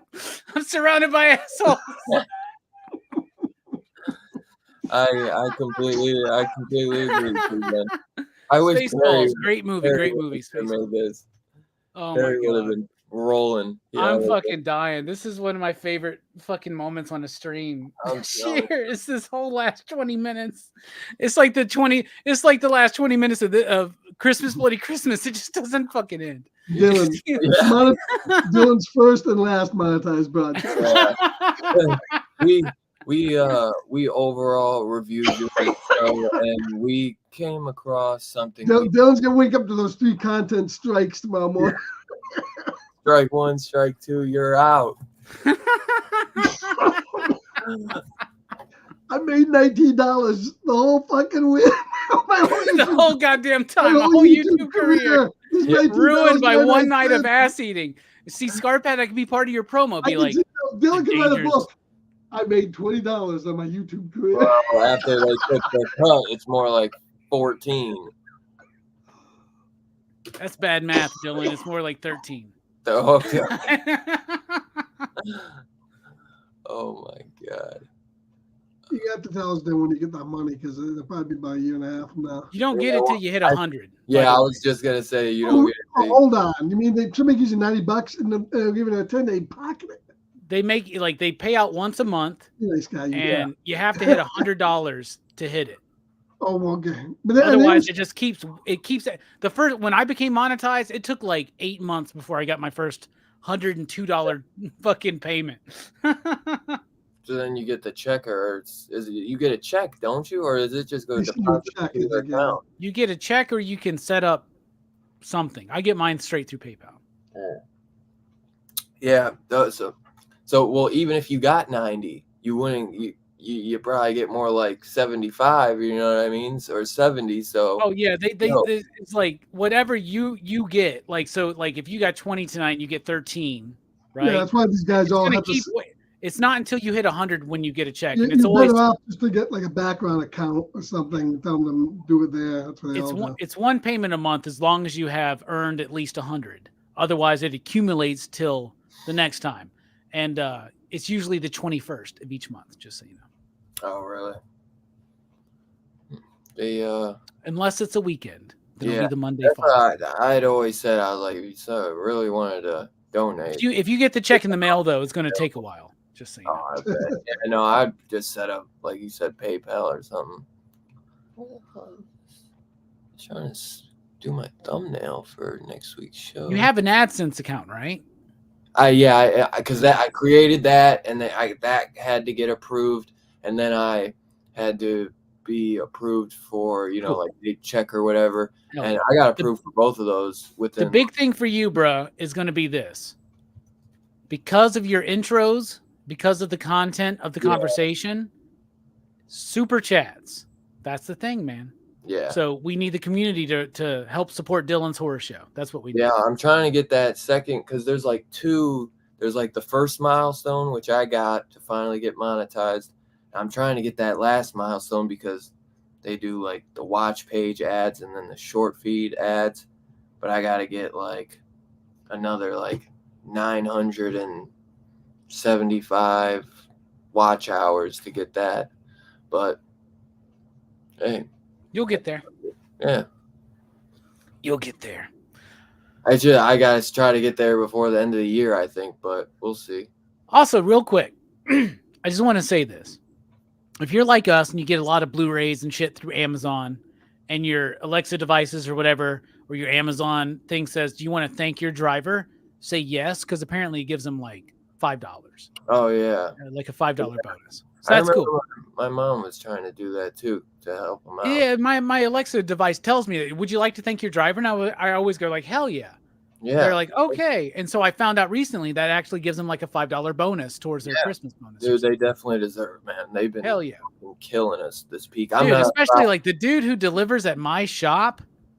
That dude's got to lift in like 40 boxes every day, man. Is that what fucking Alexa's been asking me about? I just kept on saying thank you. They said, do you want to thank your driver? And I said, thank you. Oh, then they probably are getting them. They're getting them then, yeah. That boy getting a lot of Can you imagine the sour ass fucker who's like, no. Right. Oh, I said that. Fuck them. Fuck hey, maybe that's why your shit comes perfect and mine gets fucked up. Yeah, it's a way of giving a tip. I just say on fuck Amazon, up shit. I think is shit. Yeah, just I love the idea of a tip on the company. I think it'd be cool if some restaurants did that. Definitely. Yeah, no, if I don't have my Alexa set up to my account, I think because me and my family share the same account, so that's why. You know what would raise restaurant business right now? If you had the option of like sending half your tip was paid for by the company. By like rating them or something. People would buy appetizers. Yeah. Nobody buys appetizers anymore. We can't afford it. Inflation's a bitch. Yeah. That's what this movie's about. I'd go Christmas, on. bloody Christmas. Yeah. So before I do, I'm going to just say real quick because I'm going to do the unboxing. But next week, which I'm not sure yet. I'm still debating if I want to do a New Year's Eve show. It's not going to be New Year's Eve. It'd be like the day before New Year's Eve. You should do it just so that we actually have some New Year's Eve shows for Holiday Horror Fest. I'm debating that because I don't know if I want to do that movie still, though. Dude, do it, man. The freaking End of Days, you think? Yes, I was debating almost on New Year's Evil, to be honest. But that's what we're doing. You do? I thought you did that last year. No, we're doing New Year's Evil on the Friday. The Friday show. Gotcha. Yeah. Okay. Yeah, I'm debating because I feel like if I don't do it, then I'm gonna sit there and I'll be like, "Damn it, I should have done it." I always feel like I do that. Maybe if I do that, I'll just take off like the first week of January. I have that movie on VHS, man. Dude, you should do it. I might be tempted to pop it in one day. I gotta fucking give you a list for January, man. So fucking Mike can bust out a couple thumbnails. I've been crazy with work. I do have a list somewhere though, so I'll send you that. So Mike at least has like 2 weeks because I'll probably especially if I do the New Year's show, I'll just take off like the first week of January. So at least that gives him because I hate to like rush Mike, even though I know probably doesn't take him too long, but obviously he has to find that time. That dude is just he is so good at what he does, man. He's been doing some wrestling photography lately, and he's got a gallery show coming. So yeah, he's about to get busy. Yeah, definitely. Give him I'll get that for you in the next day or two then. But next Saturday we will be doing I don't know, I think it's technically a remake, but I believe a remake or like a rehash, but it's in a different form. But I guess I'd say a remake of Silent Night, Deadly Night. This movie's called Silent Night. They're definitely different though. So Silent Night's got Malcolm McDowell in it. Definitely, I think this will be a fun review. Not as fun as this one. I ain't gonna lie. This might be as good as it gets for the end of the year.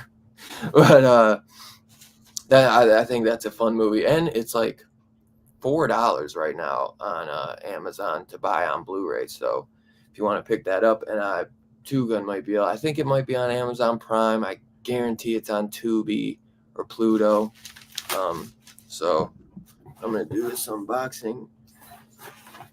Merry Xmas, enjoy the randomness. Two Gun, pew pew. I love the randomness too, by the way. I always do. And we'll start out. Let me see. Bring up the chat. New Year's Evil, aka not sequel to Christmas Evil. Van Damme. Hey, Dylan, make yourself big so we can see all this. Oh yeah, thank you. Oh, I almost thought that was Kat Von D for a second. Bride of Frankenstein. Oh, that's very nice. That's Nice. neat. That's sweet. She's got a brain martini. I'd eat her ass. Gotta try it, right? Yeah, because it's all metal.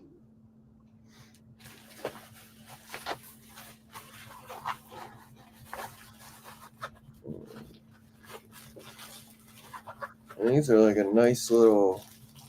I don't know if that's a cloth, but maybe that's what they like. A canvas. Okay, canvas. Thank you.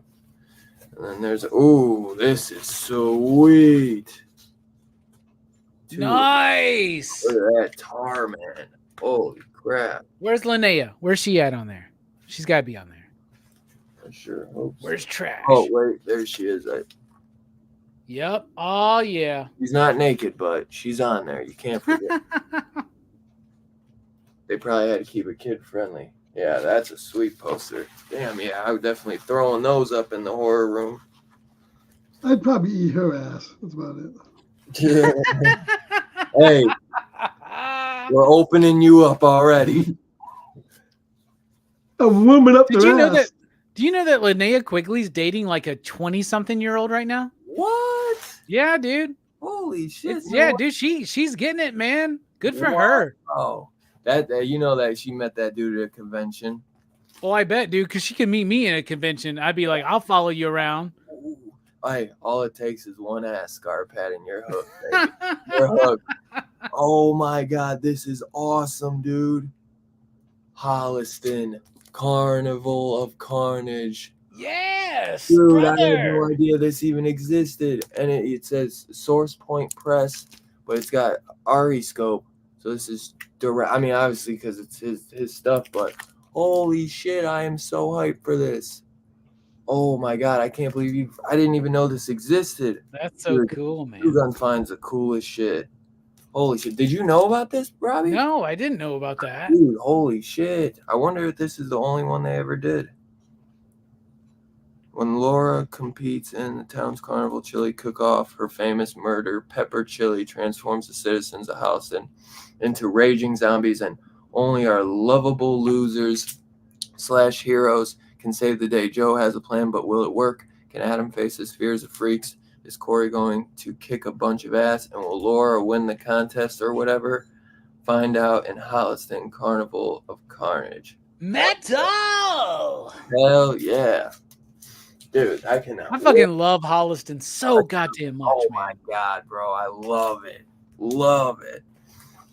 Can we please get a new Adam Green film or project or something? Please. Oh, what are these? Oh, man. I'm glad you put that on there. These are the coolest magnets ever, dude. Oh, nice. I saw Halloween. Yeah, those are VHS magnets. Those are cool. Oh, yeah, I've yeah. never seen these. Oh, dude, Pumpkinhead. Classic Halloween poster. Some Leprechaun action. I wonder, do they sell these in 4-packs or do you buy them one at a time and just throw That's them? dope as shit, though, man. Yeah, well, those are the actual VHS covers. Yes, they are. Dude. Oh, yeah. Hold on. I didn't. And the backs too, yeah. Oh, So they're like cool dude. VHSs, yeah. These, Are you serious? dude. Those are so fucking cool, Yeah, I man. think I've seen those around. And two of these actually have like the QR barcodes on Oh, yeah. the barcodes on the back. Those are very collectible. That's And dope the as Killer shit. Clown's Man. got like the special fun facts on the back. Yeah. Oh man. What is it with This us is horror nerds and VHS, man? I don't know what it is, but it's how we discovered it, right? right. Like, oh my god, dude. Oh my god, dude. Oh, dude. That's so fucking cool, man. I love the random stuff he finds, man. I think he has like a thrift shop around him, man. And they got just the coolest stuff. Station Oh, 2 gun. yeah, now he's gonna have me addicted to frickin' VHS magnets. Oh, these are That's so, Our cool, refrigerators are man. gonna be covered with this shit. right. These are so cool. I'm gonna be like, every time you go to the thrift mart, you send me pictures of the VHS magnets. Damn, that is sweet. I love that leprechaun, dude. I love Those are all dope. those. Oh my god, I'm just thinking of like all the ones they probably got, dude. Holy crap! Woo! Oh man, I think I see a straw, so I think I know what this is. I don't know which one. Oh my gosh, I love these. These are the fucking coolest cups, dude. Oh my god. Nice. Chucky, Freddy. Oh my god, look at Jason. Holy crap. Hell yeah. Pennywise and Ghostface. Oh my god, they Yeah, look it's the so fucking good. Pennywise, man. Why is it always got to be the new one? I know they always do that. Dude, he looks good though. Yeah, that looks great, dude. That's I, dope. I, I feel like he looks probably better like with the tint, the redness of this cup than like the classic Pennywise might have been. His hair's a little too All right, red. everybody in the chat right now, let me know if you agree. Dylan needs to fill this thing up with tequila for his New Year's Eve show. Oh, they'll agree. They want to see me sloth. Oh, he said the cup is a glow in the dark. Oh man, I wish I could see if I could show you guys, but it probably will not catch on camera. Damn. Let me see if I can see under my shirt. This is so weird. What are you looking for under there, Dylan? What are you looking for? I told you I was trying to see if the cup glows in the dark under my shirt. Looking for some of those assholes. Because I can eat ass on it while my shirt is in my face. Oh, That can be done. Oh wait. Oh, oh man, dude. For a while, man, I've been trying to save a couple of these here and there. So I'm glad you actually sent me these because I so badly want to get a jean jacket, a plain jean jacket. I just haven't been able to like find a really cool one that fits me, and I want to fucking fill it with freaking horror patches, bro. So bad. Nice. Chucky. Oh man, these fucking 3 are so cool. Oh my god, no lives matter. Oh dude, these are sweet patches. Dude, tell me that wouldn't be cool though, Robbie, to like fill a jean jacket with horror patches. Cause I remember it started because Scream Factory was like giving away patches. Like if you bought something, they just give like it was just a free QR code, and I got one, and I still have them. And I've like always wanted because I wanted to add. It's only cool, Dylan, if that jean jacket has no sleeves. Oh, Like when you buy it, it has sleeves, but you fucking rip them off. Man. you rip them off. Yeah. Well, that's good to know. Good to know the jean jacket. And get a headband to go with it, brother. One more thing. Little Vinegar Syndrome box in here. Oh, shoot. Oh, man. Oh, wow. I know he told me he sent me a DVD of a movie that never got a Blu-ray. And he's like, I saw the slip and I couldn't say no, even though it was a little beat. And I was like, brother, I could give a shit. You know, I love my movies that never got a Blu-ray release. The Devil Came Home. Time Won't Stop the Ripper. Oh, dude, that's cool. I always like those Jack the Ripper type movies. Best actor in a feature, haunted horror film, and paranormal investigation festival 2021. Oh, wow. So this movie came out in 2020. Yeah, this came out in 2021. Yeah. Have to check that out. So I got a little award from film festival. I wonder, I wonder if this is like an English, if this is like a European film or something. But yeah, that looks cool though.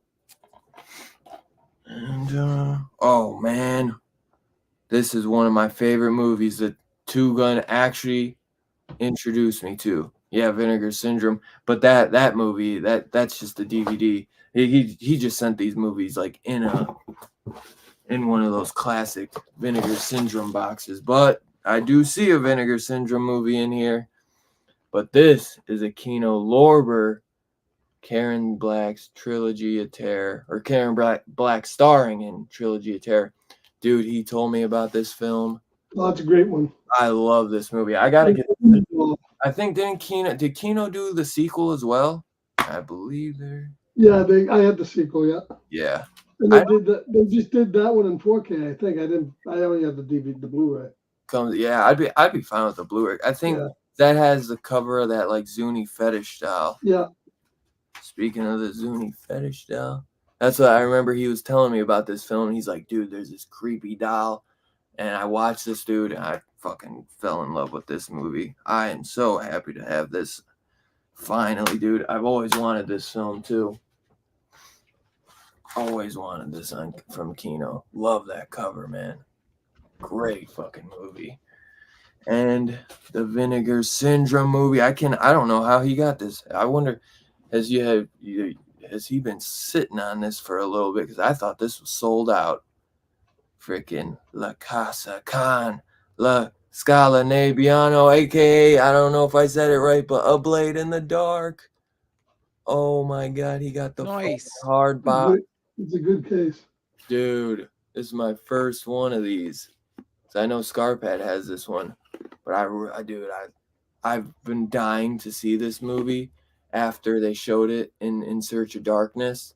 That's pretty good. I watched it. And then after this awesome release came out, and this is the back, and you'll see why I said the La Casa stuff. Yeah, this is the first release I have, though, of the Vinegar doing these side.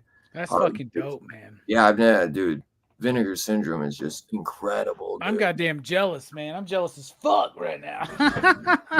Yeah. No amount of ass eating is gonna make up for that, bro. Dude, Lamberto Bava, dude, and then you know it's gotta come. Oh, beautiful. Man. Look at those colors, man. Right. Hey, and if I was gonna get demonetized, this most certainly get me there. Fuck. Oh my God. Yep. Yeah, and I know if I open this, there'll be a reverse slip cover or reverse cover on there too. Sometimes they do, sometimes they don't. But yeah, well, I thought on the 4Ks they don't always do it, but sometimes. Oh, really? Yeah, I think they did on that one. I wouldn't doubt it, but dude, these are always just the nicest slip covers, dude. This thing is sturdy, man. This thing is thick. That's a beautiful set. I know. I should let me show off this other Vinegar Syndrome I just got. And then it also came with a nice little booklet as always. Oh man, dude, as always, Two Gun, you outdid yourself, bro. As always, Two Gun, I cannot thank you enough, dude. Oh my God. Thank you, brother. Thank you so much, dude. This stuff is awesome. Oh my God.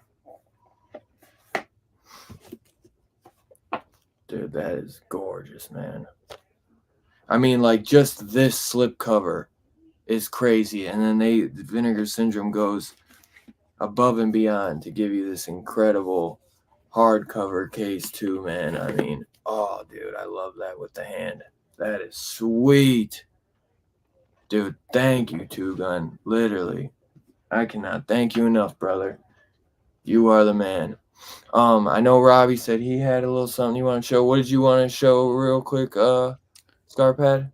Or Robbie, you go. Yeah, Robbie.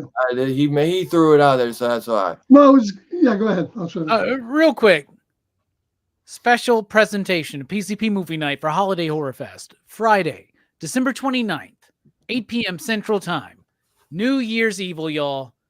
We're going to have a great panel. Me, Jelani, Brooks, Fable, and Perry going to be talking about this film. It's going to be fantastic. But what I wanted to show off.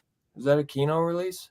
Yeah, that is actually. Perry sent this to me for Christmas last year. So we're going to be doing the whole shebang there. But yeah, Kino right there. All right. I did pick this up. Linnea Quigley in Scream Queen. I got that too, yeah. This is from 2002, 1998. Oh, it's not an 80s? It's not an 80s. It's a 90s one. Of the one. last ones, yeah. Yeah, but I think it's the same company that did the what's it called?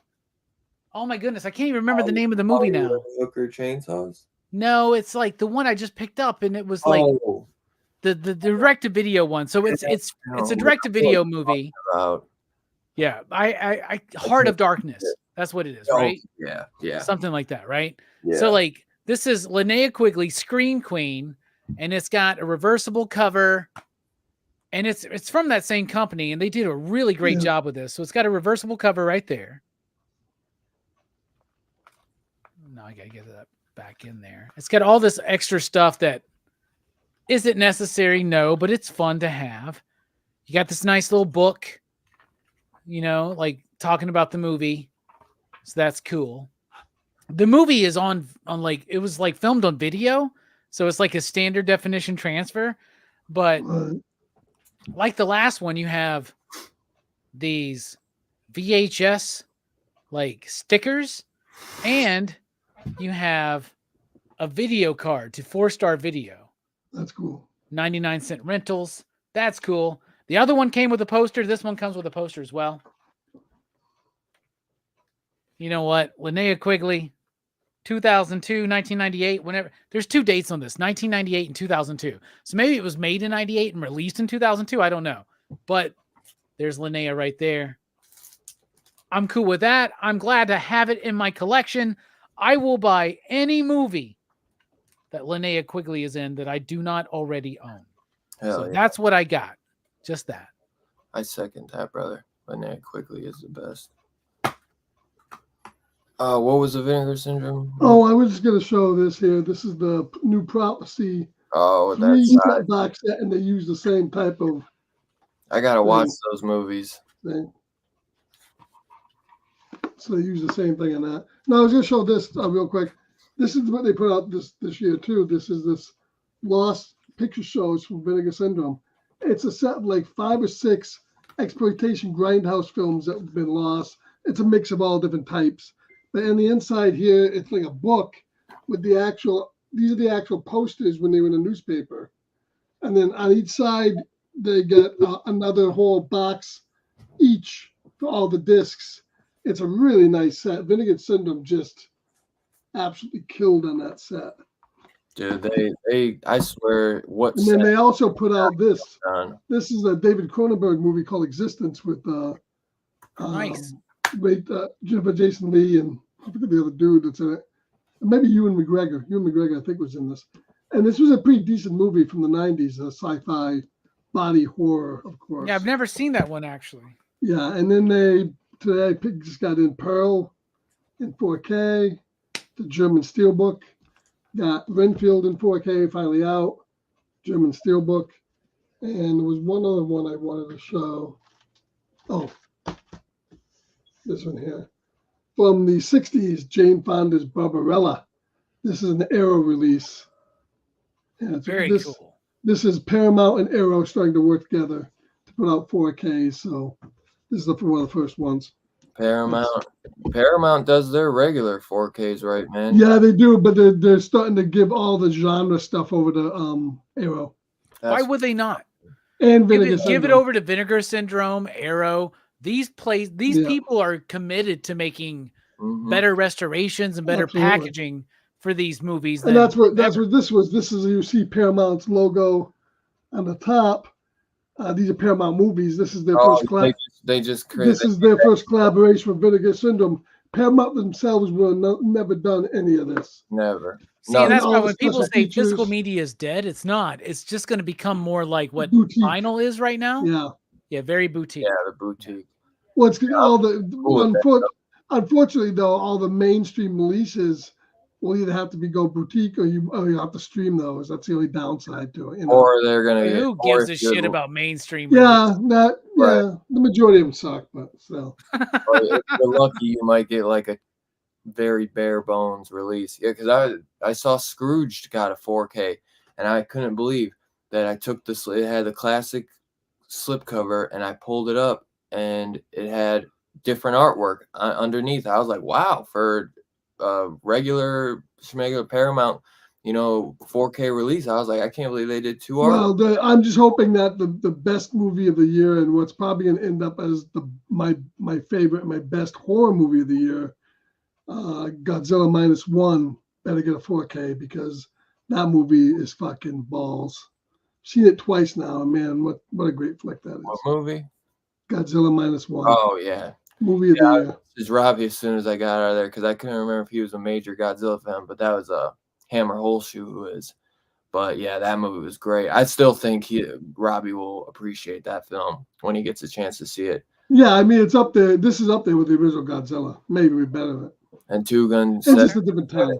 Yeah. Vinegar Syndrome does it right, and they honestly they're number one. They just need to get. They do a lot of very low class movies, and a lot of people like that. But if they can like now this Paramount deal they did, I think can really bring them. Yeah. I'd love for them to do some more known movies, but still keep what they're doing because I love that they do these lower class movies like A Blade in the Dark. Would have probably never got a release from anyone. You know what I mean? Well, that would have things like like this one. This is one of the monthly releases that came out. This was a little known Baba. It's still get lost all the time. Slasher movie, and look what they did to it. They gave it a great Blu-ray release or a great box. This movie probably would never even came out on DVD. And here it is. And here it is. They give it a release, a nice release. So that's what I'm saying. Especially like an Italian movie like Blade in the Dark. Yeah, and some of those movies are what they are. They're not good, but a lot of them are decent, and they deserve to be seen. Yeah, well, there's still an audience for them. Like I said, there is a group of people that love bad movies. I mean, it's me and you are part of that group too. We love bad movies too. We have fun watching a lot of them. So yeah, dude, as always, too, gonna thank you once again, bro. That was a fucking legendary AOK for this legendary stream, man. He hit me up today. He's like, I forgot to tell you, I got something coming for you. And I was like, I think he'll be here right in time for the show because before he sent me stuff and I'd have to like throw it in my closet and like throw blankets over. I'd be like, it's like the fucking Ring. Like, don't look at me. I can't watch. I can't. If I look at you, I'm gonna open it. And because I try to make it a surprise, so I was like, thank God I won't have to hold out hope for too long. I can give it a couple hours and open it.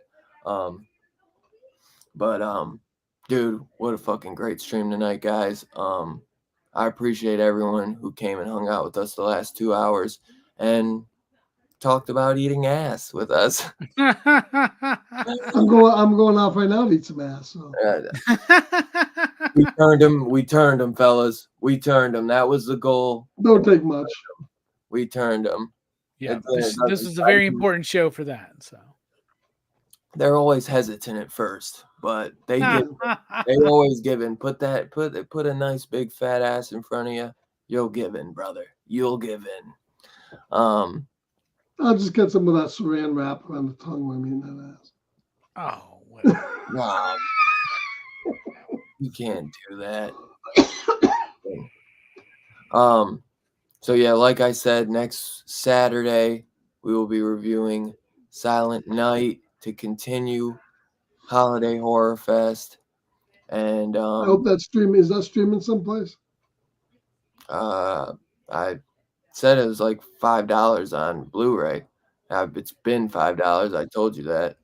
I think you can let Is it $5. streaming some? Streaming on Tubi or something. I'll find it. Shut up, bro. You know you might like the movie. You never If know. I like the movie, don't mean I gotta buy it. I want to watch it first. $5. I'll stream it. $5 for a Yes. Blu-ray.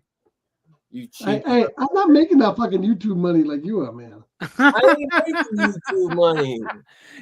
Instead of sending him a super chat today, Scarpad, you could have bought that movie. I Twice. know, I fucked up. Could have bought me I one. can still take that back. Don't worry about it. Could have bought me one into it. I can still exit out on Google. We're fine. My account was hacked. I can test I know this it's charge. Fuck that charge. He wants me to eat ass, man. I'll take it back. That's right. Yep, we would have never got Invisible Maniac without Vinegar Syndrome. That's for damn That's sure. right. And that's a fucking And we would have never have gotten it without Two Gun Pedro either. So that's hell yeah. nuts. Hell yeah. Hell yeah. Fuck yeah. Robbie, what's coming up for you this week on holiday? Talking Robbie live tomorrow night, the last one of the year, Teen Dog Shades night. It's going to be fun. I revealed the lineup for PCP movie night for January and February. So it's going to be exciting. Hell yeah. So join us there. And then Festivus next Saturday. Join us on PCP as we air our grievances, erect the Festivus poll, and show feats of strength. It's our 5th, 6th annual Festivus. I don't know. I have to do a count. I forgot. But we've been doing Festivus streams for years now. So happy to do it again. Oh, yeah. Join us. Yeah, definitely check out Invisible Maniac. Chill out. That's a fun one. Dude. Oh, and then watch our show on it because that was a great show. Yeah, that was a great show. And one of the most viewed Dylan's horror shows out there because that thumbnail. That thumbnail, baby. That's everything, man. It's all about the thumbnail. Hell yeah. Yeah, and at some point in the next week or two, I'll be unveiling what DHS has upcoming for January and February as well. At least January. But Robbie will know what's for January and February. And Scarpad. I know me and Scarpad will probably be putting Moonraker out too at some point. And it's been busy. Don't laugh, motherfucker. I'm working at 5 a.m. every day. We'll see. Motherfucker, we'll get I wouldn't count on it though. Moonraker's better than you remember than you think, Dylan. Moonraker's actually better than most people remember. I'm hyped for it. I just been fucking working nonstop. I mean, fucking 50 and sleeping through your shows, man. Exactly, bro. Yeah, man. Dude, my knee is still hurting from fucking 55-hour week. That's what happens when you eat ass for 55 hours a week, man. Or 56 hours this week. Fucking 13-hour days, man. I spent 14 days on my knees. Just eating ass. Walking fucking 17. I walked 17 miles today at work, bro. I walked 17 miles, you ass. Don't count all the lifting I do. You just need to eat more bread, man. You gotta do a lot of lifting. Walk it off, Dylan. And I'm sure Scarpad will have plenty of shorts coming for you. And yeah, so I do not approve any shorts of me talking about eating ass, by the way. Just so I'll be repurposing this show about 14 days. Harry's already been working clips in. Yeah. As always, man, I appreciate everyone who has a lot of ass eating. Mr. Dylan, there's 53 instances of the word eating ass in the show. Streaming anywhere, you have to rent it. It was on Prime, I thought it, but Yeah, rent it. I thought it was on Shudder, maybe. might as well just buy that shit on Blu-ray, Scarpad. $3.99 to rent it or buy it on Blu-ray. I don't know. Yeah. He was gonna buy it anyways. This motherfucker is gonna be stony. He's already stony, and give him a minute once he hits on the Amazon account. I mean, this He's dude's just been cataloging his Blu-rays the whole fucking show. Have you noticed that? I mean, I'm bagging them. I'm not cataloging them.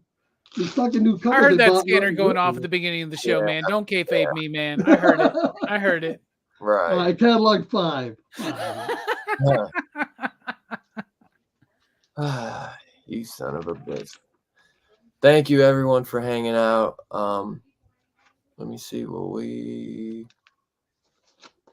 Will we have another show before freaking Christmas, right? Yeah. Yeah, Silent Night, man. You just said that. Oh, dude. You said that shit. Well, I was You thinking. must be really fucking tired and not remember what you said 5 fucking minutes ago. Oh, I'm trying to think. Was it the day before or after? God damn. Days are coming together. Work 13-hour days, man. Wake up at 5 a.m. every fucking day and see how you feel. It's just a blur of eating ass and go to work. Unlike you eating It's ass. hard to work 13 hours a Days day and eat of ass food for of eating two. ass and go to work. I can't wait till I get to retire. And eat some ass. I got fucking I'll be eating ass all day long when I retire, man. Nothing but fucking retiring and eating ass. Yeah, I'll be in a fucking grave in the box. I'll be eating ass. the dream, Of bro. course, it'll be a fucking worm's ass, but it'll still be ass. One of my favorite things is Scarpat thinks there's too much like fucks in this movie. Not just me. Yeah. Everybody else said that. Yeah. I counted them. There's 450. But he is- But how many eating asses is in this movie? Two eating ass. All right, y'all. I appreciate you guys. Have a great rest of your weekend, and we'll see you next week. Love y'all, man. Go eat some ass.